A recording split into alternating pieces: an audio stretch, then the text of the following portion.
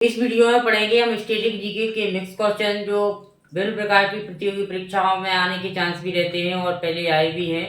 तो आइए वीडियो को शुरू करते हैं। पहला क्वेश्चन इसमें दिया गया है कि बाघ से पूर्व भारत का राष्ट्रीय पशु था, यानी जब बाघ राष्ट्रीय पशु नहीं था उससे पहले कौन था।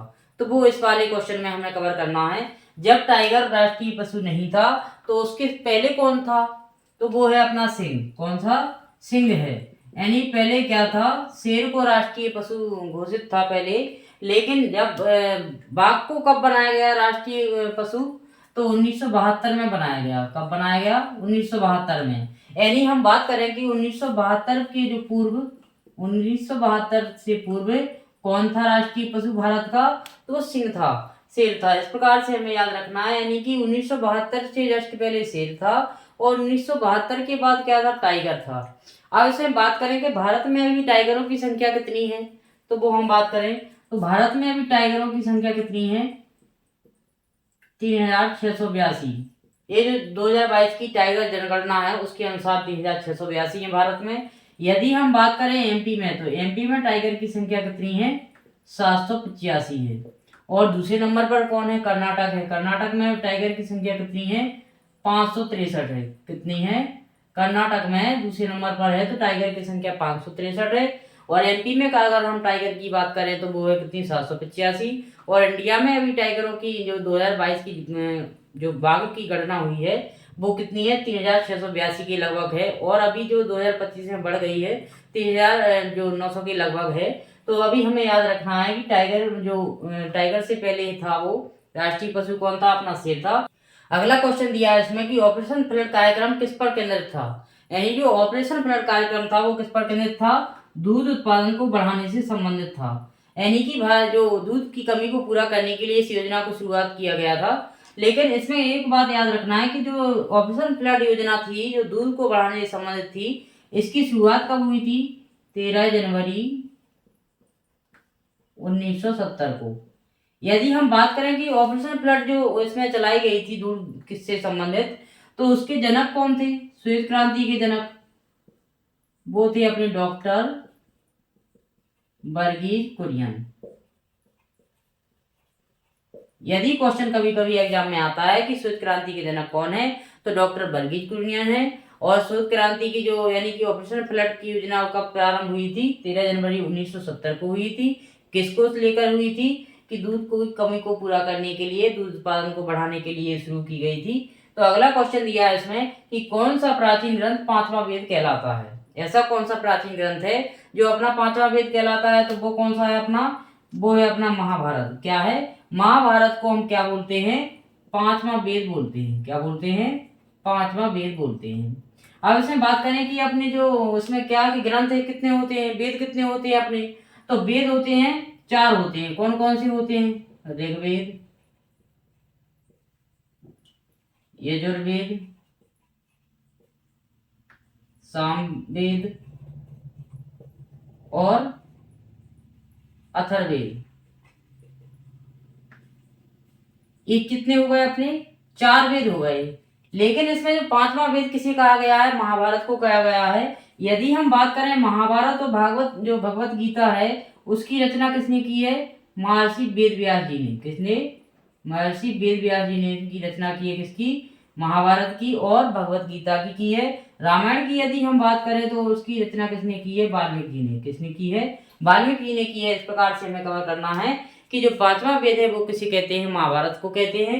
महाभारत और भगवत गीता की रचयिता कौन है, वेद व्यास जी हैं। अगला क्वेश्चन दिया है कि मूंगफली का वानस्पतिक नाम क्या है। यानी जो हम मूंगफली अपने बोते हैं उसका वानस्पतिक नाम देखेंगे।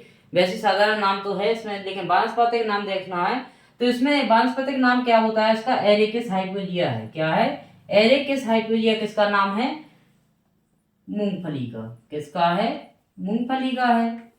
अब इसमें याद रखें कि जो ग्लाइसिन मैक्स है वो किसका है, सोयाबीन का है। किसका है, सोयाबीन का है। अब डोलिकस लेवलेव किसका है, सेम का। किसका है, सेम का है। तो इस प्रकार हमें ये भी कवर कर लिए। अब इसमें लिखा है फेसिलोरस रेडिएट्स, ये किसका है, मूंग का, जो हम उर्दू मूंग बोलते हैं तो मूंग का है। ऐसे हमने इसमें 4 वानस्पतिक नाम कवर किए हैं कि मूंगफली का एरिकेस हाइपोजिया हुआ और ग्लाइसिन मैक्स सोयाबीन का हुआ और जो डॉली का लेब है वो सेम का है, और फेसियोलस हेरेडिट ये मूंग का है। अब इन क्वेश्चनों को हम रिवाइज करेंगे और कितने क्वेश्चन कवर हो सकते हैं वो देखेंगे इसमें। कि बाघ से पूर्व भारत का राष्ट्रीय पशु कौन था, तो वो लॉयन था। 1972 से जस्ट पहले लॉयन था। 1972 के बाद टाइगर को क्या बना दिया था, नेशनल एनिमल का घोषित किया गया था। लेकिन यदि हम टाइगर की संख्या देखें इंडिया में तो 682 के लगभग है। इंडिया में बात सॉरी इसमें अगर ये मध्य प्रदेश में बात करें तो 785 है, और दूसरे नंबर पर अपना कर्नाटक है जिसमें 563 टाइगर की संख्या दी गई है। यह आंकड़ा 2022 का आंकड़ा है, जब जो बाघों की गणना हुई थी 2022 की, तो ये संख्या इसमें बताई गई है। लेकिन अभी 2025 में बाघों की संख्या में बढ़ोतरी भी हुई है। अगला क्वेश्चन इसमें दिया था कि ऑपरेशन फ्लड कार्यक्रम किस पर आधारित था। यानी जो ऑपरेशन फ्लड योजना थी वो दूध को बढ़ाने से संबंधित थी, यानी कि दूध की कमी को पूरा करने के लिए ऑपरेशन फ्लड योजना चलाई गई थी भारत सरकार द्वारा।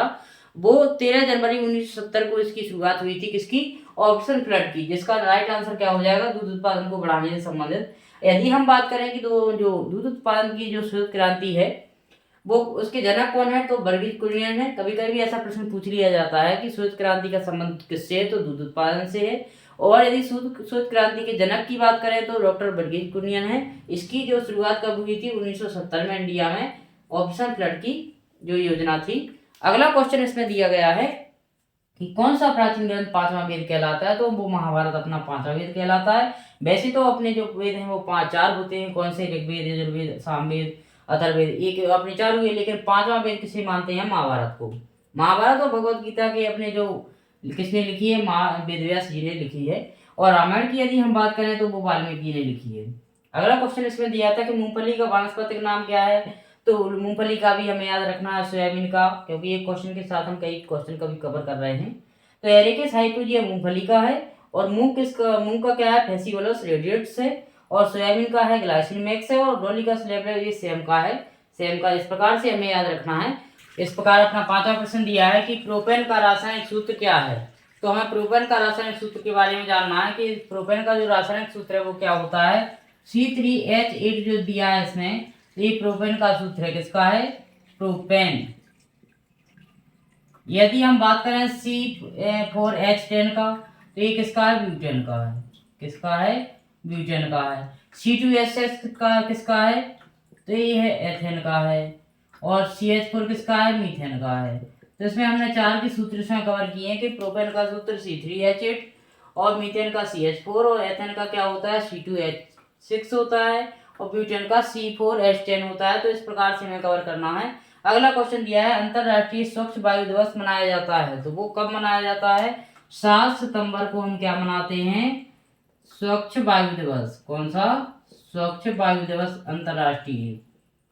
स्वच्छ वायु दिवस कब सेलिब्रेट करते हैं, 7 सितंबर को करते हैं। उपनिषद पुस्तकें आधारित होती हैं, जो हम उपनिषद के जो बुकें रहती हैं वो किस पर आधारित रहती हैं, दर्शन पर आधारित रहती हैं। किस पर आधारित रहती हैं, दर्शन पर आधारित रहती हैं। अब इन क्वेश्चनों को हम रिवीजन करेंगे कि प्रोपेन का सूत्र में क्या है, ये जो C3H8 होता है, ब्यूटेन का C4H10 होता है, एथेन का C2H6 होता है, और मीथेन का CH4 होता है। अंतरराष्ट्रीय स्वच्छ वायु दिवस 7 सितंबर को। उपनिषद पुस्तकें किस पर आधारित होती हैं, दर्शन पर आधारित होती हैं। तो इस प्रकार हमें क्वेश्चन करना है, एक क्वेश्चन के साथ साथ कवर करना है। यदि आप किसी प्रतियोगी परीक्षा की तैयारी कर रहे हैं तो आप स्टैटिक जीके के मिक्स क्वेश्चन पढ़ने के लिए हमारे प्लेलिस्ट में जाकर पढ़ सकते हैं। स्टैटिक जीके के जैसे एक क्लास में कम से कम 7 या 8 क्वेश्चन कवर करते हैं, तो उनके अंतर्गत हम 30 क्वेश्चन और कवर कर लेते हैं। यदि आपको हमारा वीडियो अच्छा लगा तो कमेंट करें, शेयर करें और चैनल को सब्सक्राइब करें। थैंक यू फॉर वॉचिंग, बहुत बहुत धन्यवाद।